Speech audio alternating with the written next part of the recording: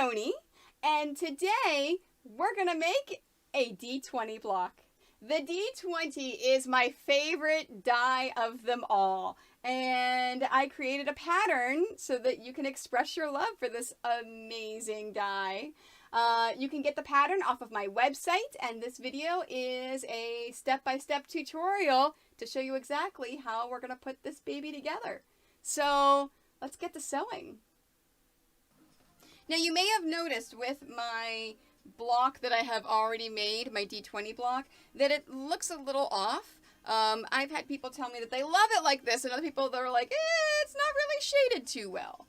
I do not like this light color. What I think I should have done is used this color as my light color, and then try to find another one in between this one and this one, between my light purple and my medium purple. As it is, I decided that I'm going to do the second one today with a little fabrics that are a little bit closer together. So this is going to be my light, my medium, my regular, and then my dark. So I'm going to show you how to organize your fabrics so it's easy to not mix these up and to do all of that. So first off, print out your pattern, print out the last page. In this case, now it does go a little bit beyond. That's perfectly okay. If it gets cut off a little bit, it's fine. The only thing you really need to make sure that you have is this inner solid line and this 1-inch area right here.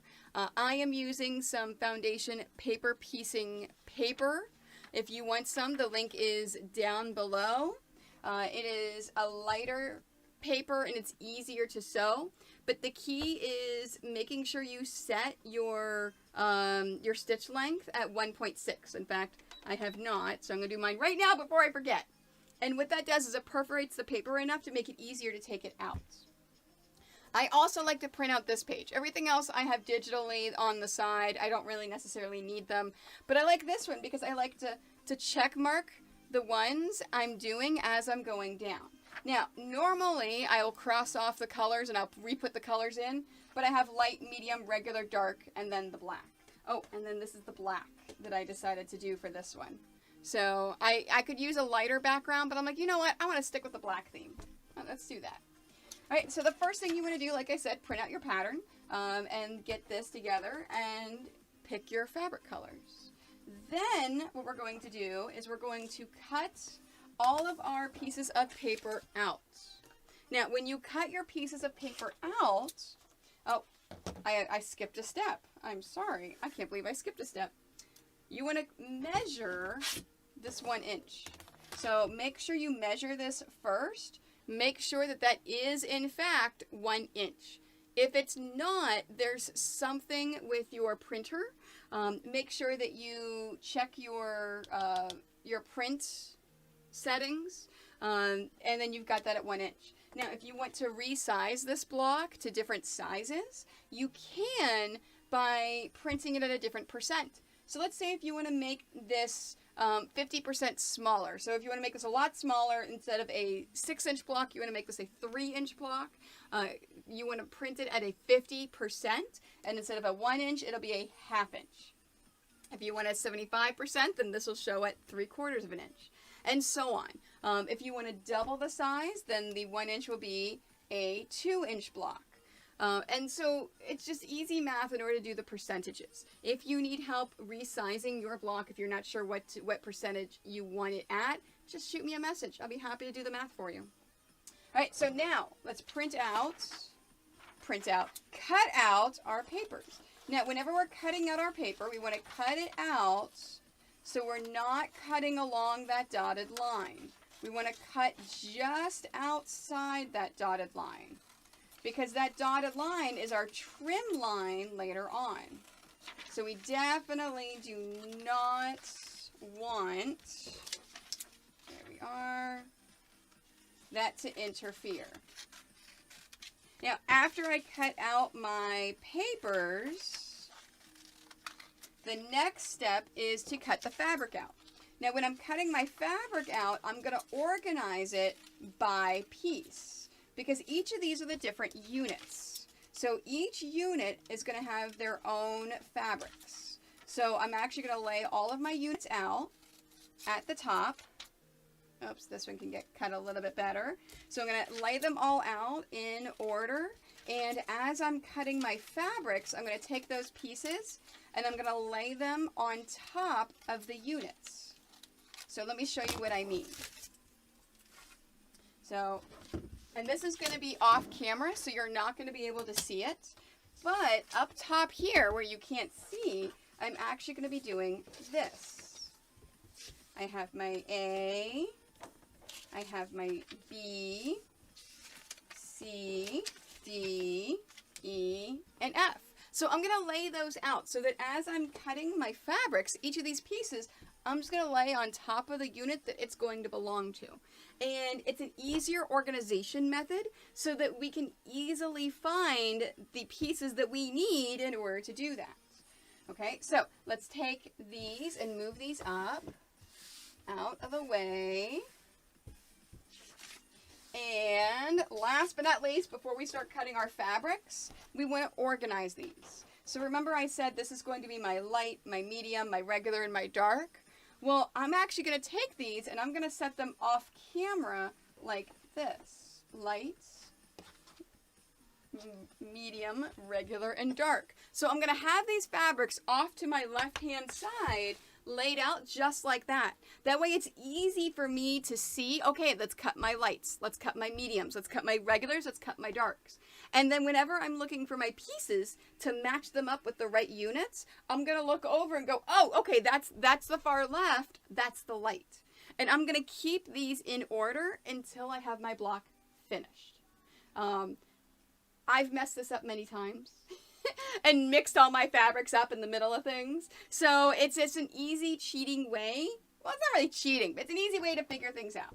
So let's go ahead. I'm going to do it this way, and I'm going to cut the light first.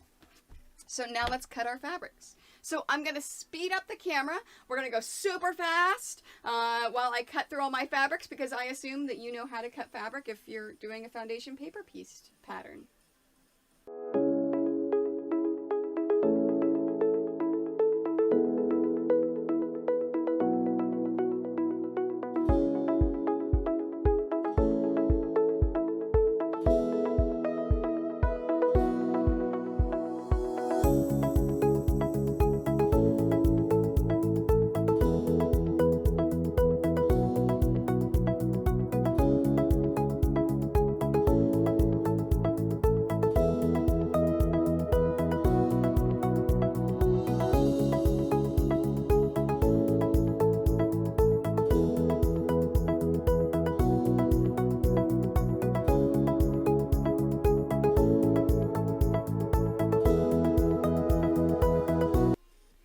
All of my pieces are cut, and I did go through and I checked to make sure that the pieces are all there and I'm not missing anything.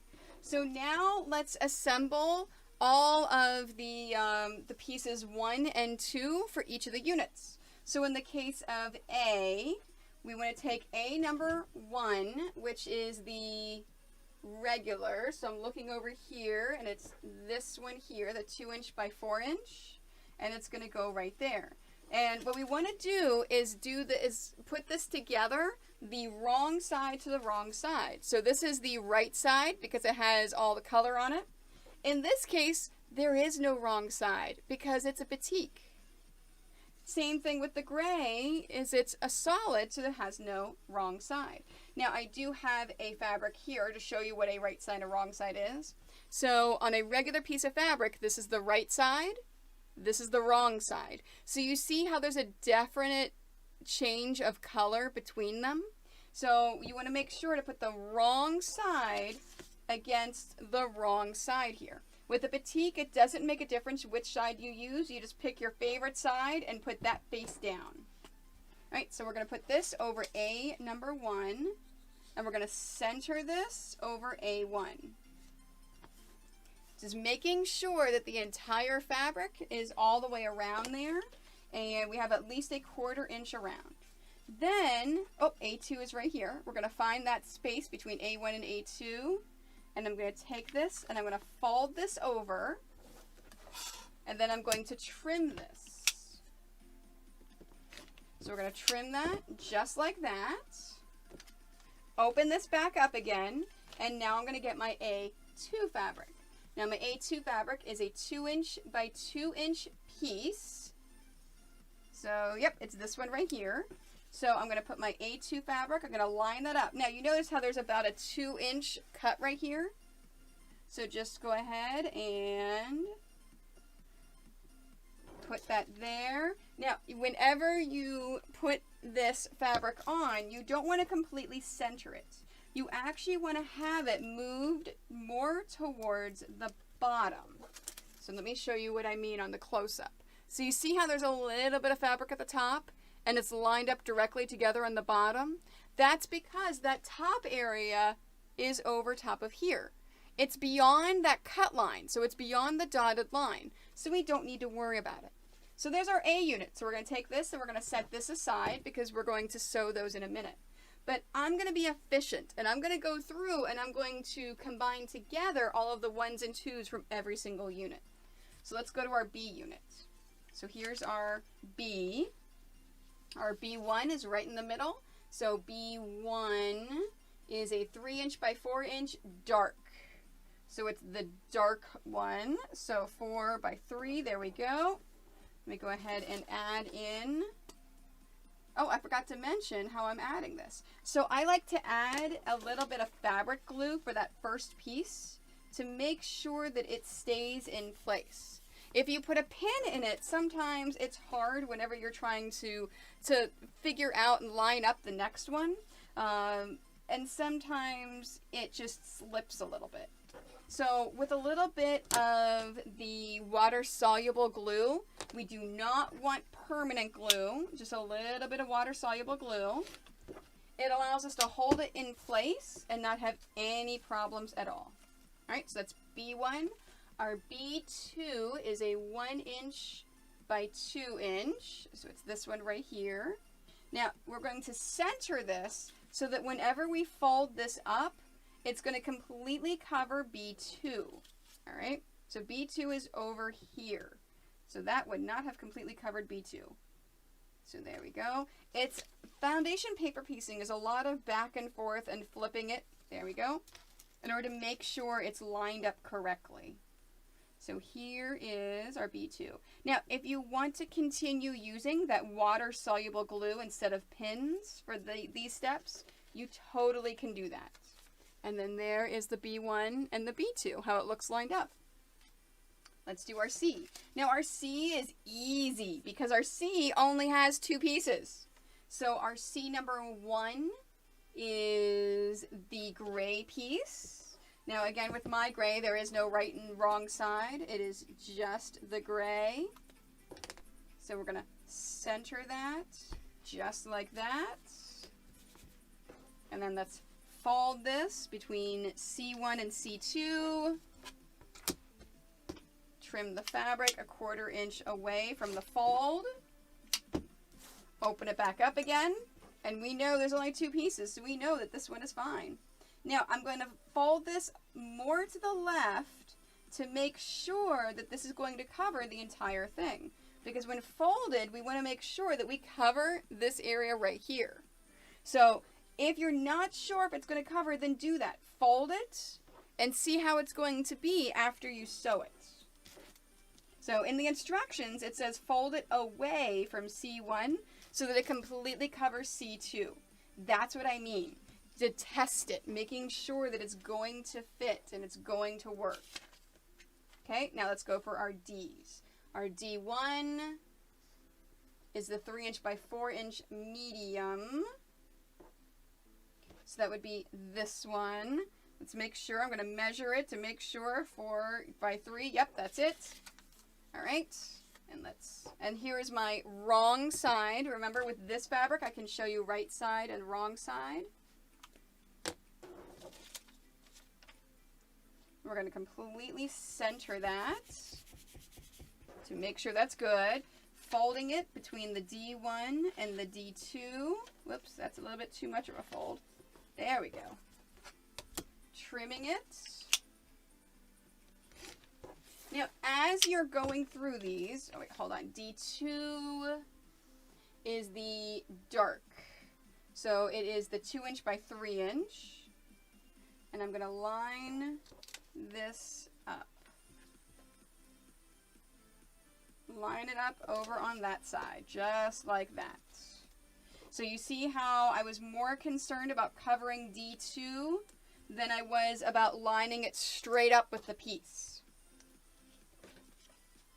Just like that. Now, as I was saying, if you have any questions, concerns, or anything at all as you're doing this, please feel free to comment, send me a message. I am more than happy to help whenever I can. All right, so I'm going to double check to make sure this is the light. Yep, that's my light one. So that's my E1. And it's a batik, so there's no right side or wrong side. There we go. And let's center this up. And fold this. Now, if you decide to make an entire quilt just out of D20 blocks, please let me know. I would love to see it. I think this is one of my favorite patterns that I've made so far. All right, and then E2 is medium. Okay, so this is the medium. E2 is a 3 by 3.5. Let's just double check. 3.5 by 3. Yep. Fantastic. This one does have right and wrong sides. So I want to make sure I'm lining this up correctly. There we are. Okay. And last but not least, the F is an easy one because there's only 2 of them. F1, I believe, is the gray. Yep. There we are.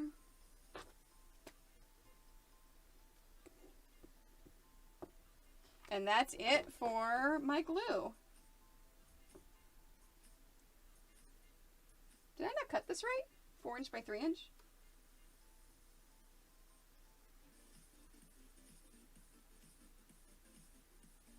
Oh, I see.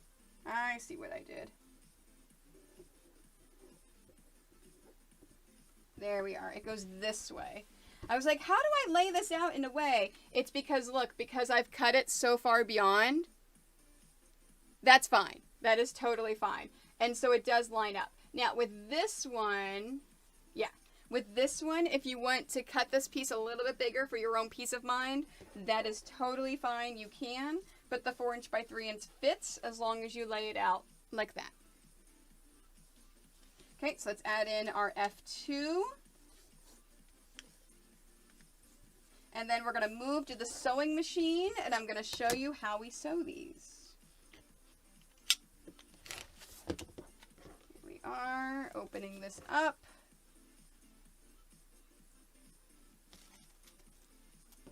Here we are. Whoops. There's that one. And then this one. Perfect. All right, let's take these to the sewing machine, and I'm going to show you how we do them. Let's sew it.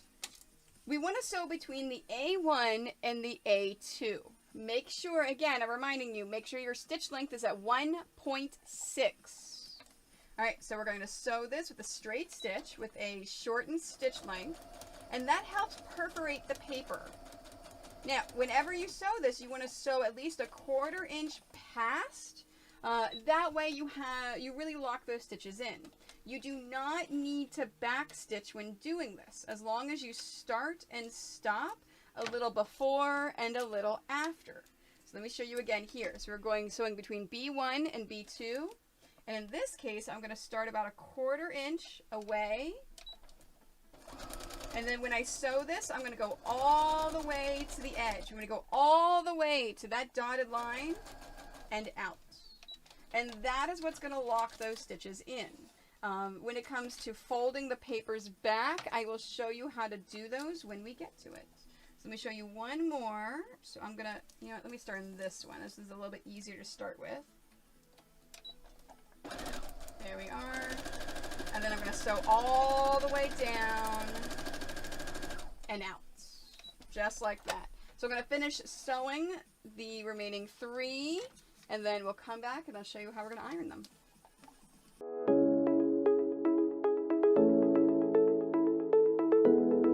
When we iron these pieces, we always want to iron towards the piece that we've added on. So in this case, we want to iron this towards A2, but first I'm going to iron this to lock that seam in place. Now, there's a debate, do you use steam, do you not use steam with foundation paper piecing? I use steam. The fabric curls, as you can see. But you know what? That's perfectly fine. I do not mind that fabric curling at all. It's not going to damage the pattern. It's not going to cause any issues. I find using steam gives me a better, crisper seam, and it's a lot better for foundation paper piecing. There we are. Now, in this case, this is our C. This one's done.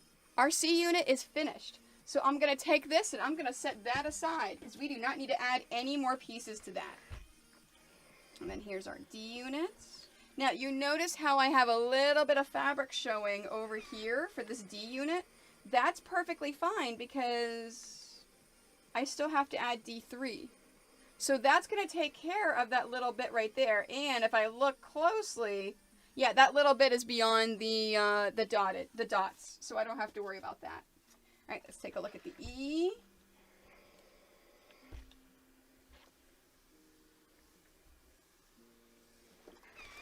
And then the F. The next step I'm going to do is show you how to add the 3rd piece on and what to do if you have to fold any of the paper back, if you've sewn through the paper. I forgot the F unit's done too. So the F unit is going to go over with the C unit. All right, so let's take a look at these. We're going to look at A first. We're going to look at A3 first. Now, this is what I was talking about. If you look at that fold line where A2 and A3 is, you've sewn through that area. Well, that's perfectly fine. What you do is you hold on to the fabric with one hand. I'm right-handed, so I hold on with my left hand. And then slowly work that paper off and away from your stitching. Now, as you can see, if you go slowly, you're not going to pull any stitches out. You're not going to leave any paper in there. Once you pull it out enough, you can fold that over. There we are, just like that. There it is. And then we're going to trim this just like we did when we're adding A2 to A1. There we are. We're going to trim that. And now this is our A, so that was our A stack. So that we're adding on our A3, which is a 1.5 by a 1.5.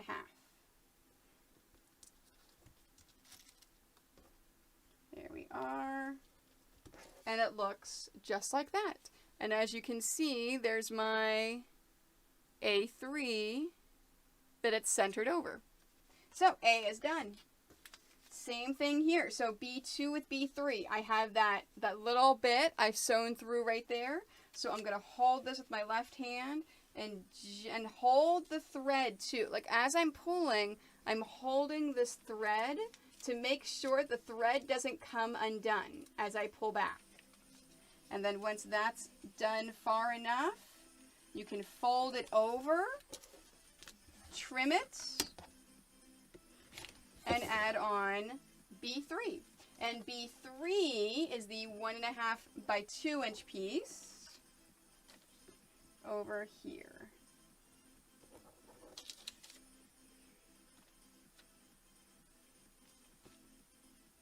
There. It goes this way. So with the B3 piece, probably doesn't make a difference. You can put the 1.5 or the 2.5 side. I think the 1.5 is going to cover it better and set you up for B4. Yep, let's do it that way. I'm lining up the 1.5 side with my trimmed edge. There we are. So B is done. All right, let's take a look at D, because remember C is finished. So we're looking at D. So between D2 and D3, all right, this is what I really wanted to show you. You see how this was sewn all the way off? This one's going to be a little harder. So if you can't get the fabric, the paper completely up from the fabric, you can just do it one side at a time.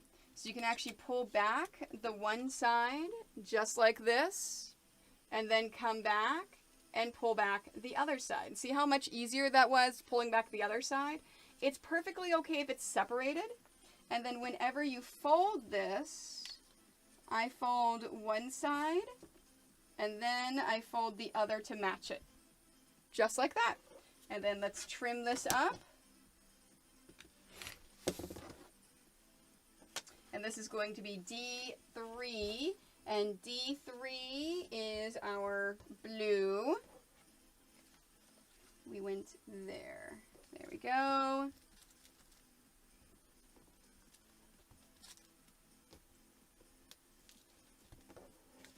Okay, and then last but not least, E. Okay, so between E2 and E3, same exact thing. We've got that little part right there. So I'm just going to pull this back a bit. We're going to pull the other side back a bit.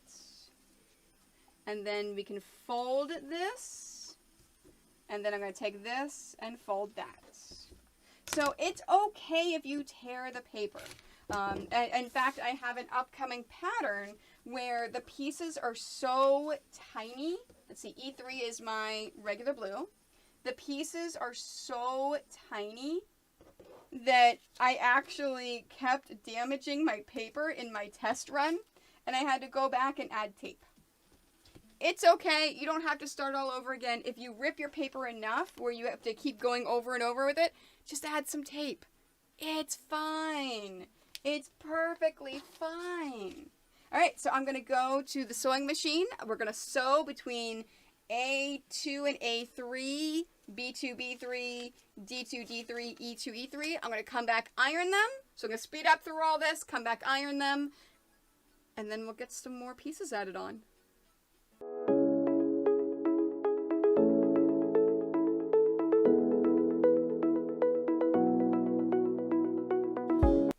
All right, let's add our 4s on.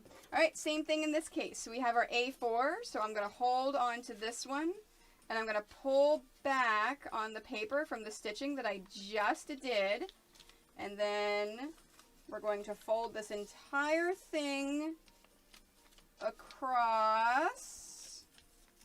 There we are. And then trim that.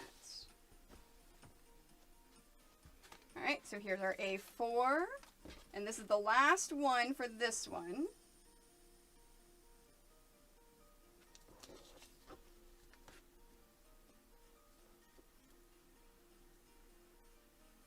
Here we are. Let's pin this whole thing down, and there. And there's our A4.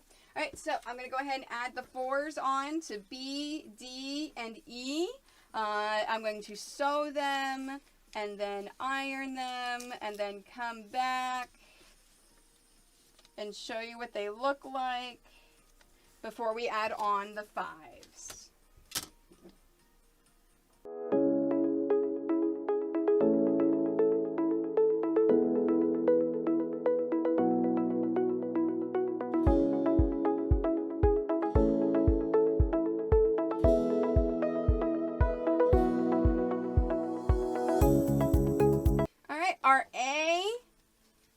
Our A and our E pieces are finished. Now, you notice there's a little tiny bit of paper right there for mine showing. That's okay because it's beyond that dotted line, so we don't have to worry about it.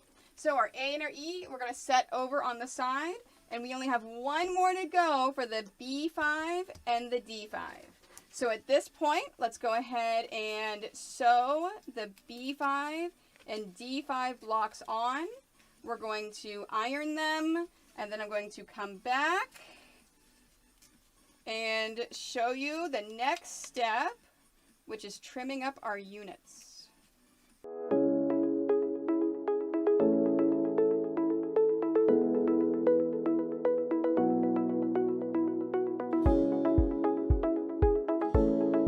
Our our units are sewn. So now we need to trim them. And that's what these dotted lines are. Now I have a special rotary cutter that I use for paper versus the one I use for fabric. I make sure that it is a different handle so it's easy for me to identify and I don't have to worry about it. So what I'm doing is I'm lining it up along that dotted line and then cutting. And you want to trim this up all the way around. And these are our words. Seam allowances. That's the word I was looking for. These are our seam allowances. So the dotted line is what you're going to see after you finish sewing it. The dotted line is your seam allowance, which is about 1/4 inch. So if you want to measure 1/4 inch from that solid line, you can do that too. There we go. There's D. And then after I trim all of these seam allowances, we'll lay it out and see how it looks.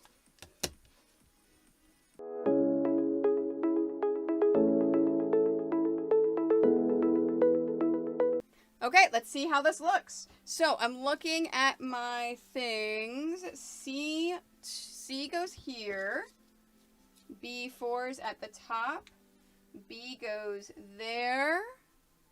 A goes there. D goes here. So I'm using my color layout and flipping it over the correct way. F and then E. There's my D20.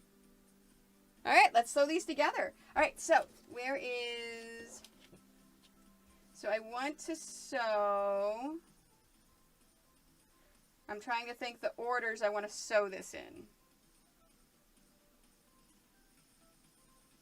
Yeah, so let's sew it these two to these two. So I'm going to sew this to this, this to this, this to this. All right, so here to here. Now, I'm going to start with E to F. Now, you notice how F has got a little bit of a black mark. That means those black marks are meant to hang over. That way, you can see where the lineup is. And then if you take your whole thing and you fold it over at your 1/4 inch, so let me fold this whole thing at the 1/4 inch. You can actually line it up even better. Right there, perfect. So you see how that lines up just like that with that nice crisp point? So that's what those triangles are for, is so that you know how to center that without any problems at all. So we're going to pin this. Okay, so there is my E to F. Let's pin my C to my D. Now there are no triangles on this, which is fine. So we're just going to take this whole thing and we're going to line this up. And then if I test this, it looks like that. There we are. Let's pin this. And then we'll do the A and the B.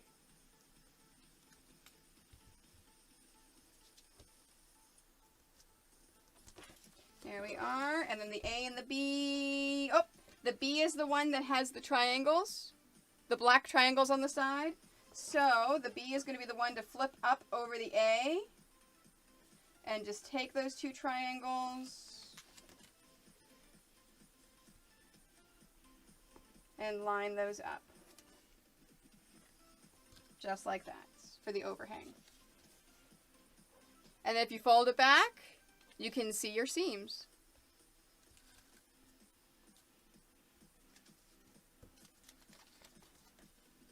Okay, let's move this. There we are. I'm just making sure that everything is lined up the way it is supposed to be. There's that side. Let's do the other side. And then the center. All right, so let's go over and I'll show you how we sew these. Now with these, this is a 1/4 inch seam, so you have two options. You can use your 1/4 inch foot, or just like we've been doing, you can sew directly on the line. So I am actually going to use one of my scrap fabrics as a leader and ender for chain piecing. I have a video all on chain piecing down below. And then what this does is it helps seal in those threads at the beginning and at the end. So there's that one. So now I'm just going to take my next one and put that right in there. And you know where to put it into your machine because it's at that point. So it's at that divide. So right here in this dip right here, this is where that needle's going to go, is right in there. And then you have your line. And then if you're sewing this straight, if you're sewing it correctly, when it comes out the other end, it'll also be in the dip. All right, so now we're going to take my scrap fabric and I'm going to put it back in to free these. All right, so we are ironing these and I'm going to start out by ironing them to a side. Now with these, I do like to iron them open. But we're going to iron them to the side for right now until I take a look at the next piece of what we're doing. There we are. Okay, so for this one, let me look at my sheet again. That's the top. B is there, and then that goes in there. So I want to sew these two together first before doing it onto there. So if I take this and I flip this over,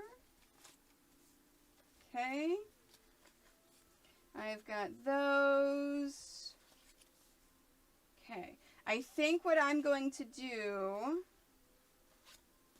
and then when I do that, it'll make it easier there. Yeah, I'm going to take my, my paper out of D.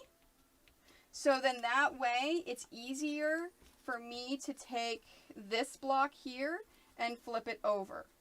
So I'm taking my paper out of D, and then after I take my paper out of D, I'm going to iron the seam open, and then I can go ahead and take the paper out of the seam here. Let me actually do that first. So I'm taking the paper out of the seam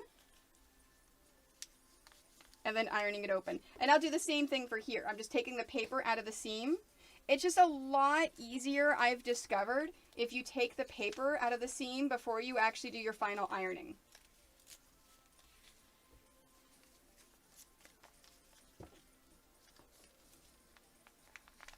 There we are. So I'm going to go ahead and take that out. Now, whenever you're taking it out, I'll have to go get my other tweezers. You may get little tiny bits of paper in there. That's perfectly okay. That's why you get a nice pair of tweezers in order to do that. And I'll show you my preferred tweezers when I find them. They're around here somewhere. They're probably hiding from me someplace. I have to find them. I mean, you know how it is. You put things down, you don't know where they go. But you take the tweezers and you pull them out. So I'm going to go ahead and take the paper out of all of the seams, and then I'm going to take all the paper out of D. I'm going to re-iron all of my seams so that they're open, and then I'm going to come back and show you how to assemble.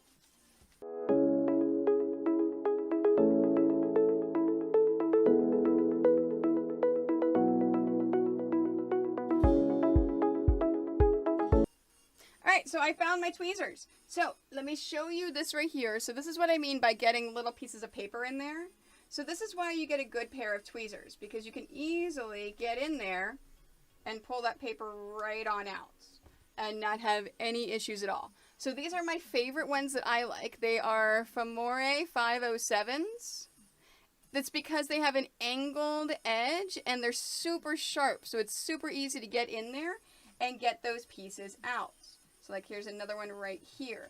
And you can get all of those little bits of pieces of paper out, especially in little places like this where it's really driven in there.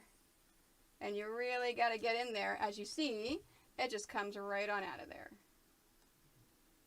All right, so it's quickly. So I'm not going to do that. So I said I was doing those there. So let me iron these seams open quickly. Now, when you're ironing them open, remember I ironed them to the side. I find once you iron it to the side, if you open it up and finger press it, then it's easier to then iron it just like that. So make sure these seams get ironed open. So get the paper out of the seams because you're not going to need the paper in there anymore.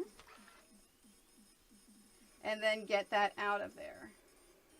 Just like that. And there we are. All right, so let's sew these two together.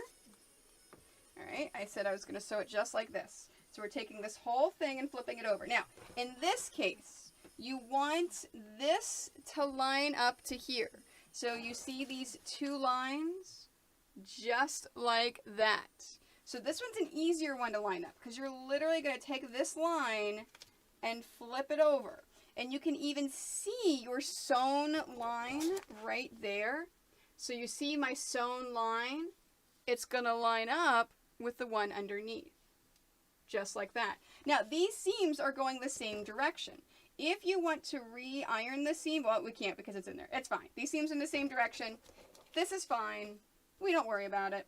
But that is the one you want to make sure lines up. So once that lines up, pin that baby, and then everything else is golden. And that's why you don't have any dark triangles to get it lined up for this one, because that is where you want to line this thing up. Is right along the edge, and everything else falls into place after. All right, so I'm going to go through. I'm going to sew this. We're going to iron it. We're going to come back, and then I'm going to remove this paper from my seam, iron my seam open, and then I'll show you how to sew it to A and B.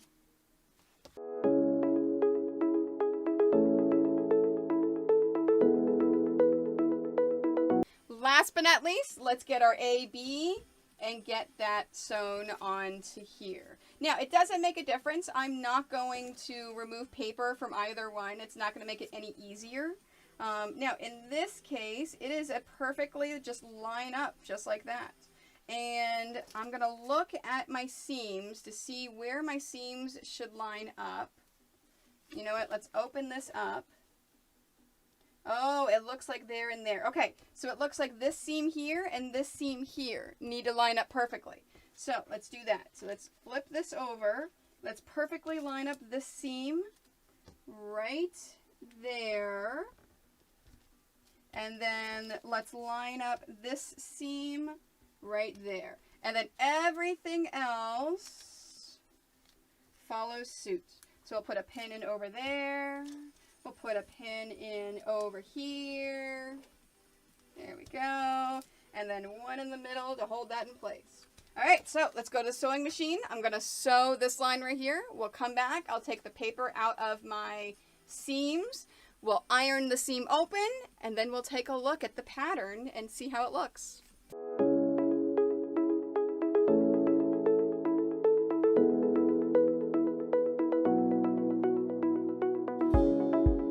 And there's our block.